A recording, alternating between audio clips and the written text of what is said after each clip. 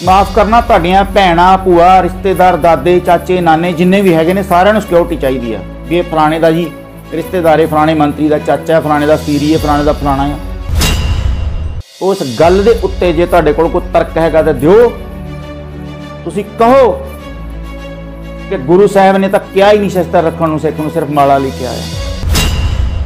ते आप तुसीं तुहाडे कुत्तिਆਂ ਨੂੰ भी गनमैन चाहिए ने, तुहाडे कुत्ते नूं भी कोई डंडा ना मार जे, ਉਹਦੇ ਲਈ भी कमांडो चाहिए ने।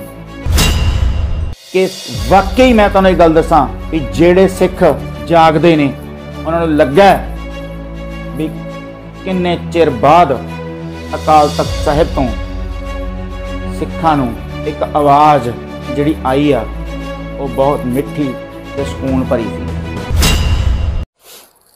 शस्त्रन के अधीन है राज के लम्मे अरसे बाद और लम्मे अरसे तू जदों कसूर तो लैके जां हरी सिंह नलवे तो लैके जस्सा सिंह आलोवालीया तो लैके साडे जिहड़े वड्डे कौमी जरनैल होए ने, उदों की लिखा जी तुसीं, सिखां ने हथियार रख के बंदा मारना बहुत वड्डा पाप है, पर सिख ने हथियार रख के हक ना लैना उस तो भी वड्डा पाप है। बोल संत पिंडरां वालियां दे। क्या बात है जी, बहुत सोहनी जिहड़ी तुसीं गल लिखी आ, ये बिल्कुल ठीक आ। बदले की भावना हौमे हंकार च वैर भावना नाल परसनल निजी रंजिश नाल कुछ इदां दीयां गल्लां करनियां वो सिद्धांत दे उल्ट आ। किरपा आना जिहड़ी लोकां लई कुछ भी हो सकती है, खालसे लई किरपा है।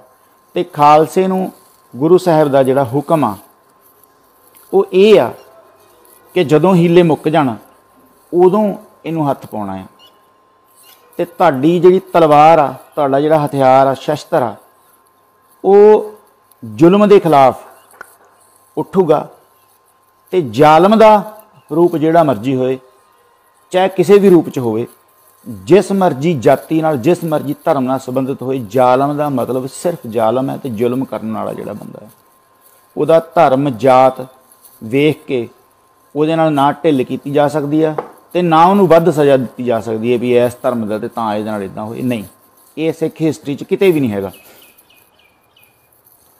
जिहड़ा इस कंट्री जिथे असीं रहने, जिहड़ा इहदा कानून आ, वो लोकां नूं स्वै रखिया वास्ते लाइसेंस प्रदान करदा है।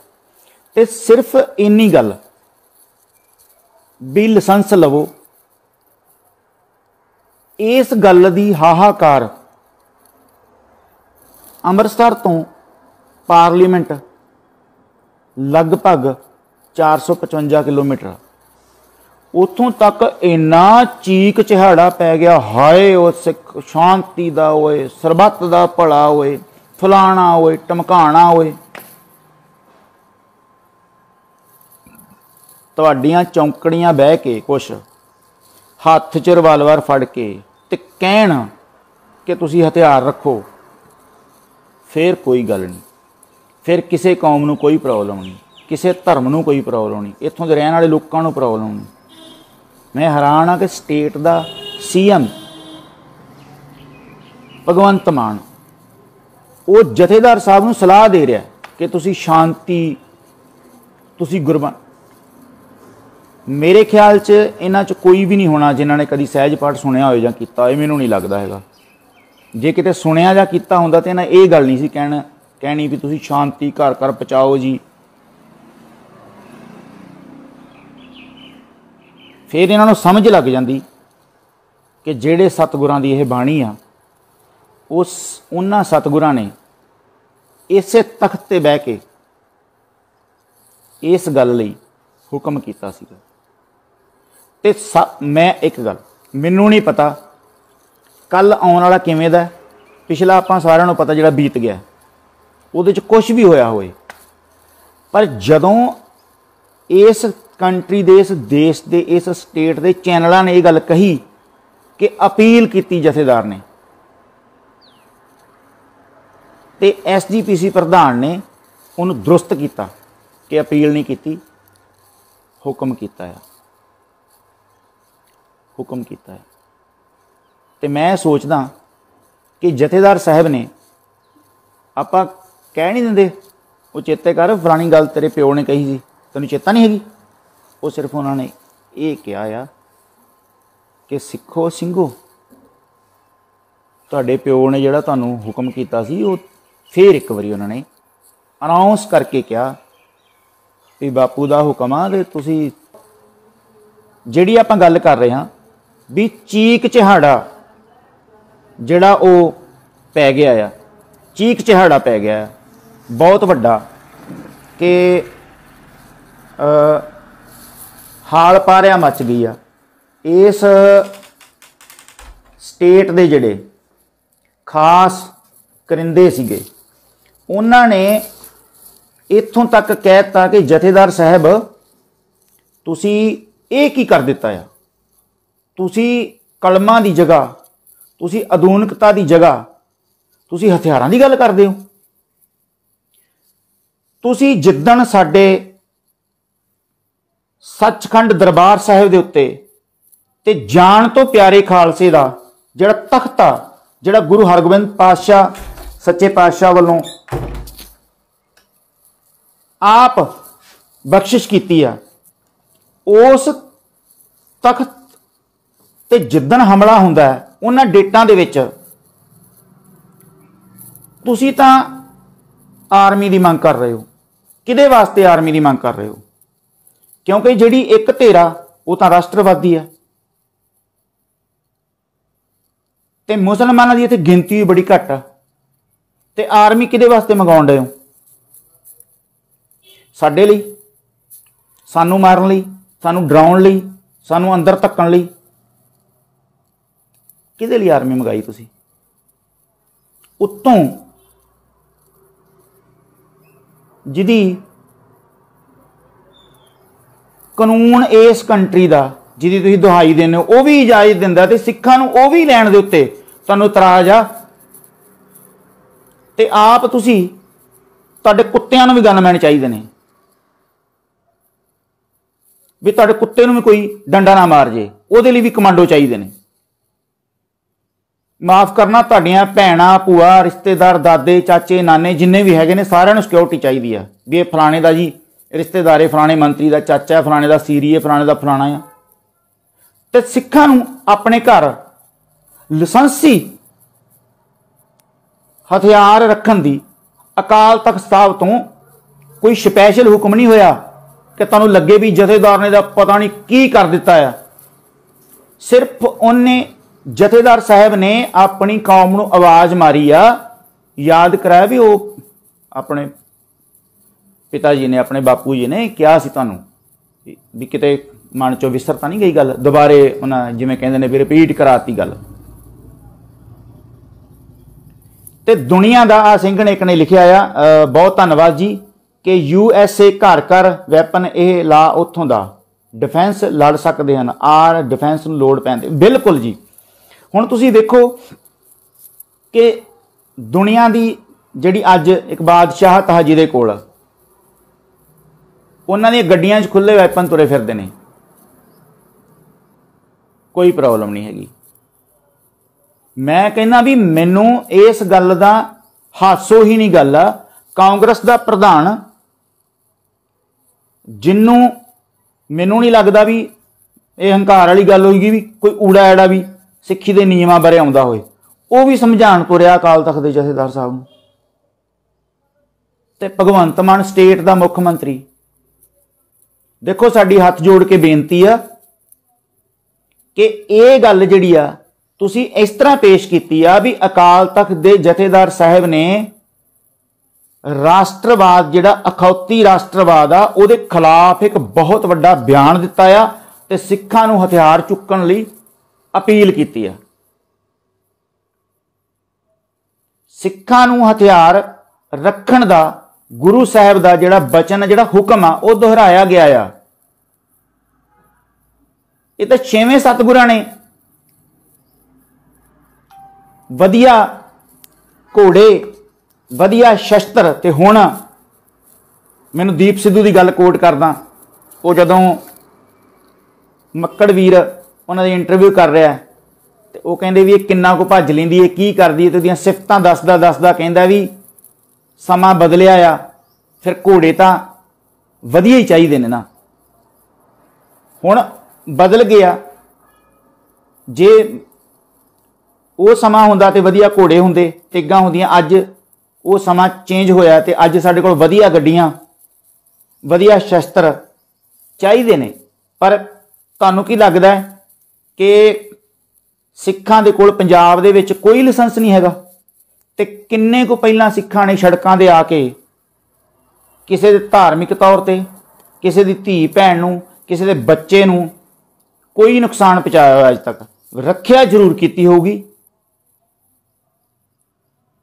ਪਰ ਇਹ ਜਿਹੜੀ ਤੁਸੀਂ ਇੱਕ ਪ੍ਰੋਪਾਗੈਂਡਾ ਘੜ ਲਿਆ ਨਾ ਸਾਡੇ ਲਈ ਸਾਰੀਆਂ ਅਖਬਾਰਾਂ 'ਚ, ਅਗਲਾ ਕਹਿੰਦਾ ਮੁੱਖ ਮੰਤਰੀ ਨੇ ਬਿਆਨ ਦਿੱਤਾ ਯਾਰ।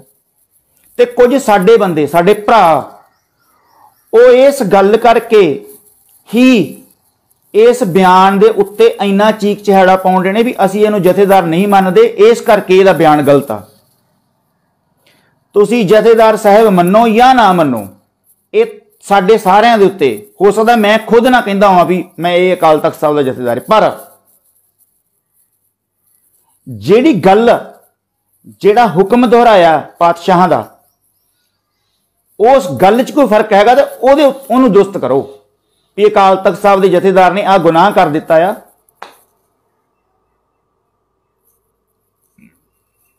ਹੁਣ ਭਾਈ ਹਵਾਰਾ ਜੇਲ੍ਹ 'ਚ ਨੇ, ਜੇ ਉਹ ਜੇਲ੍ਹ 'ਚੋਂ ਇਦਾਂ ਦਾ ਬਿਆਨ ਦਿੰਦੇ ਨੇ ਤੇ ਤਾਂ ਦੁਨੀਆ ਦੇ ਬਵਾੜ ਉੱਠ ਜਾਣਾ ਸੀ।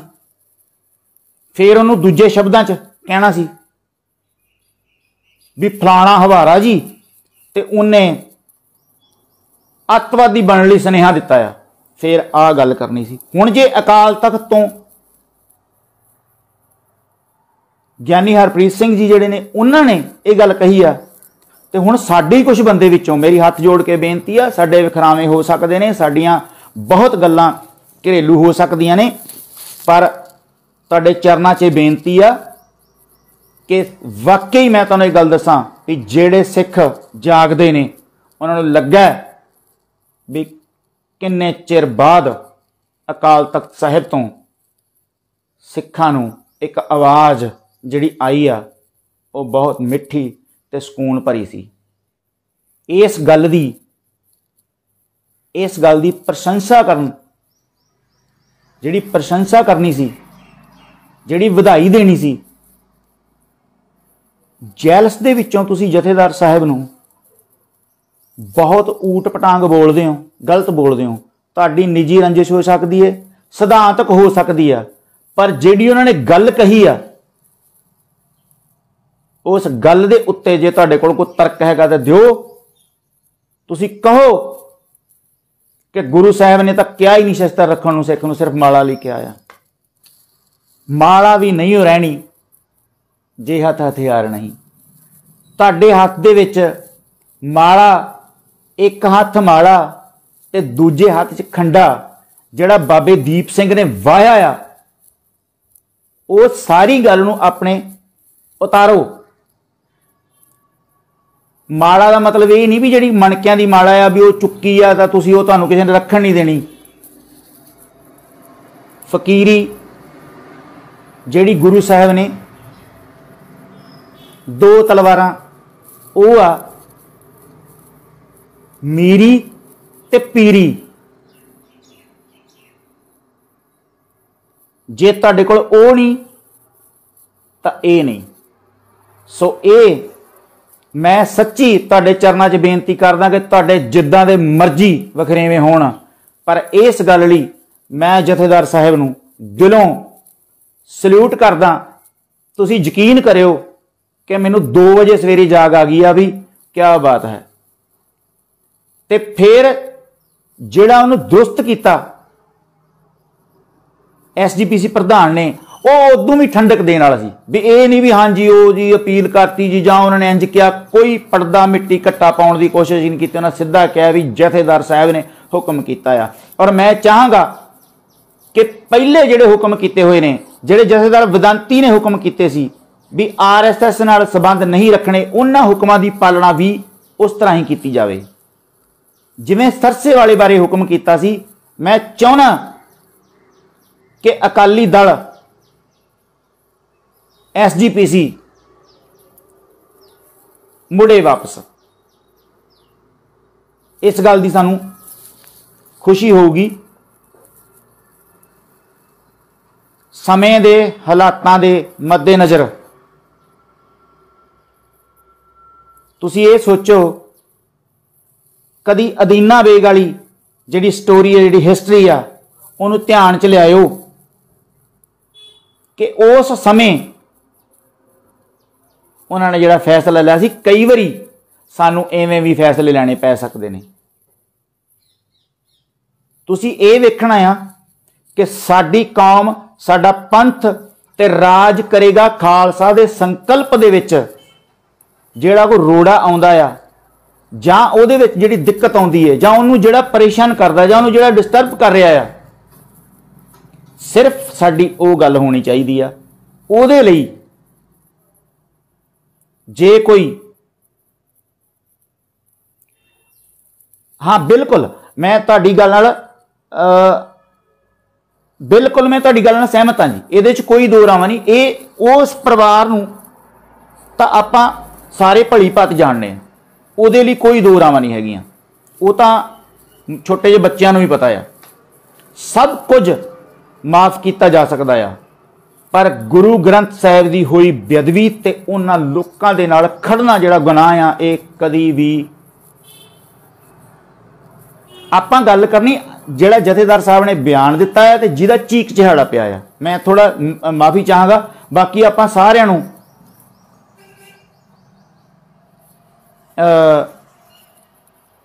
भाई परमजीत सिंह ते भाई परमजीत सिंह, मैं ये गल कर रहा सी भी जेड़े मैं बयान के संदर्भ च ही गल करनी चाहना। बाकी आपां सारिआं नूं पता आ, आपां मिल बैठ के सारियां गल्लां भी करदे आ, इस परिवार बारे भी आपां नूं पता आ। पर मैं चाहना भी एक सिद्धांतक बयान के उत्ते भी जिहड़ा चीक चिहाड़ा पिया आ, मैं उत्ते गल करना, उत्ते गल करनी चाहना। सिख डट के इस गल दी, इस हुक्म की पालना करन, हमायत करन। ते जिहड़े मत्तां दिंदे ने उन्हां नूं लॉजिक दे नाल ऐन, जिहड़े साडे च सियाणे बंदे ने, जिहड़े साडे इतिहास तो बहुत चंगी तरह वाकफ ने, गूढ़ा ज्ञान रखते हैं, उन्होंने कहो कि साडे नाल डिबेट रखो, जिथे मर्जी साडे नाल डिबेट रखो कि जथेदार साहब का जिहड़ा बयान आ, वो जथेदार साहब ने अज नहीं कढ़ के दिता, वो गुरु नानक की 6वीं जोत ने हुक्म किया। ते 10वें गुरु नानक ने यह कहा कि बिना शस्त्र सिंह शेर भेड़ दी न्याई है, कि उन्होंने कन्न तो फड़ के जिथे मर्जी लै जाओ। एडा वड्डा जिहड़ा बचना ये मेणा सिख नूं, ते बिना शस्त्र सिंह भेड़ दी न्याई, बिना शस्त्र देहो ना दिदारे। सो ज्यादियां आपां लम्मी नहीं ले जानी है लाइव, हथ जोड़ के सारिਆਂ ਦੇ चरणों 'ਚ बेनती है। इस बयान के उत्ते आपां अज गल करनी सी, ना तो अकाली दल नाल कोई इदां दा कोई समझौता जां इदां दी कोई गल तुसीं सोचो कि जदों भी खालसा पंथ इकत्तर होके जिहड़ी गल कहूगा असीं उत्ते पैरा जरूर देवांगे। उदों पहलां असीं कोई भी ना चंगी ना माड़ी गल नहीं करते। ਜਿਹੜੇ ਇਹਨਾਂ ਦੇ ਹਾਲਾਤ ਨੇ ਉੱਤੇ ਗੱਲ ਆਪਾਂ अलग तरीके ਨਾਲ ਕਰਦੇ भी रहने, ਕੀਤੀ भी आ। गुनाह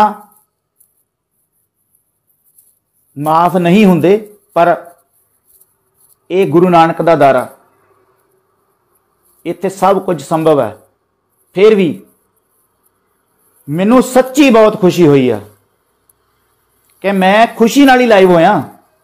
मेरा होर कोई मतलब नहीं सी, मेरा ये मतलब सी भी आपां सारे, मेरी बेनती है, मैं जिन्ने जोगा भी हैं, तुहाडे तो छोटा सारा जां किसी तो वड्डा, मेरी तुहाडे चरनां 'च हथ जोड़ के बेनती आ बई ये जिहड़ा बयान आ, इनू जिस तरीके नाल ਸਟੇਟ ਪ੍ਰਚਾਰ ਰਹੀ ਆ ਉਹਦਾ ਲੌਜਿਕ ਦੇ ਨਾਲ ਸਾਰੇ ਜਵਾਬ ਦਿਓ। ਤੇ ਆਪਣੇ ਬੰਦਿਆਂ ਨੂੰ ਬੇਨਤੀ ਹੈ ਵੀ ਜੇ ਤੁਸੀਂ ਇਸ ਹੁਕਮ ਦੀ ਪਾਲਣਾ ਨਹੀਂ ਕਰ ਸਕਦੇ ਜਾਂ ਤੁਹਾਨੂੰ ਕੋਈ ਇਤਰਾਜ਼ ਆ ਤੇ ਪਲੀਜ਼ ਇਸ ਵਕਤ ਚੁੱਪ ਕਰ ਜਾਓ।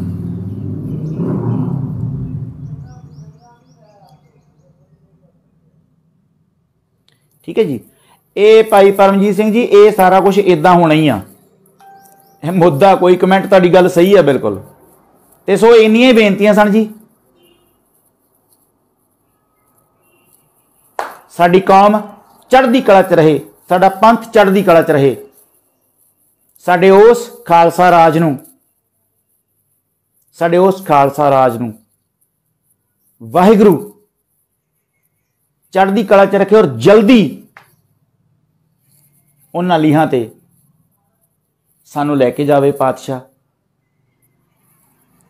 ਅਸੀਂ ਆਪਣੇ ਭਰਾਵਾਂ ਦੇ ਮਗਰ ਤੁਰੀਏ, ਚਾਲੇ ਮਾਰੀਏ ਤੇ ਜੋ ਵੀ ਅਸੀਂ ਪੰਥ ਲਈ ਚੰਗਾ ਕਰ ਸਕਦੇ ਹਾਂ, ਸਿਧਾਂਤ ਲਈ ਚੰਗਾ ਕਰ ਸਕਦੇ ਹਾਂ, ਉਹ ਸਾਨੂੰ ਕਰਨਾ ਚਾਹੀਦਾ। ਜਿਹੜੀ ਗੱਲ ਦੀ ਸਾਨੂੰ ਸਮਝ ਨਹੀਂ ਉਹਦੇ ਉੱਤੇ ਓਪਨ ਆ ਕੇ ਲਾਈਵ ਜਾਂ ਕਮੈਂਟ ਨਹੀਂ ਕਰਨੇ ਚਾਹੀਦੇ। ਕੁਝ ਗੱਲਾਂ ਸਾਡੀਆਂ ਪਰਿਵਾਰਕ ਨੇ, ਉਹਨਾਂ ਨੂੰ ਪਰਿਵਾਰ ਦੇ ਤਰੀਕੇ ਨਾਲ ਹੀ ਨਜਿੱਠਣਾ ਚਾਹੀਦਾ ਆ। ਸਿੱਖ ਦਾ ਹਿਰਦਾ ਬਹੁਤ ਵਿਸ਼ਾਲ ਆ। ਇਹ ਇੰਨੀ ਜ਼ਿਆਦਾ ਸਮਰੱਥਾ ਰੱਖਦਾ ਕਿ ਦਿੱਲੀ ਦੇ ਤਖਤ ਨੂੰ ਇੱਕ ਝਟਕੇ 'ਚ ਕਹਿ ਸਕਦਾ ਜਾਓ ਦਿੱਤਾ ਤੁਹਾਨੂੰ। ਅਸੀਂ ਆਪਾਂ ਸਾਰੇ ਉਹ ਪਰਿਵਾਰ ਦਾ ਹਿੱਸਾ ਆ। ਸੋ ਇੰਨੀਆਂ ਬੇਨਤੀਆਂ ਸਨ ਜੀ। ਚੜ੍ਹਦੀ ਕਲਾ 'ਚ ਰਹੋ।